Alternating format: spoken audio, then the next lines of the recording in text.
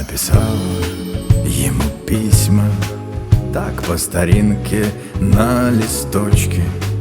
Он для нее был самым близким, и слезы капали на строчки о том, что ей казалось важным, о том, о чем сказать не смел. И чувства на листок бумажный ложились робко, неумело. Она писала ему письма, делилась самым сокровенным о том, что дни летят так быстро, торопит кто-то их, наверно. О том, что ночью под луною смотрела, как звезда упала.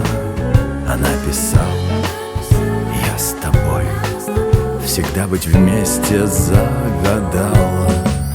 Она писала ему письма по вечерам, укрывшись пледом, как гонит ветер ворох листьев, и как ждала его к обеду.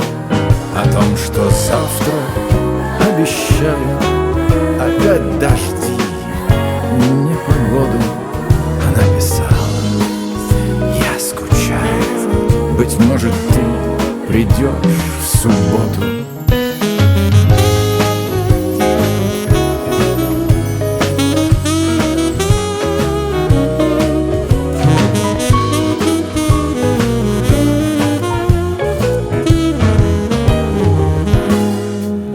Она писала ему письма про одиночество и холод, о том, что без него нет смысла, и стал чужим огромный город.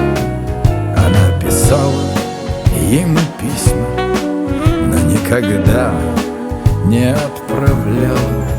Она писала ему письма, а дописав, опять сначала.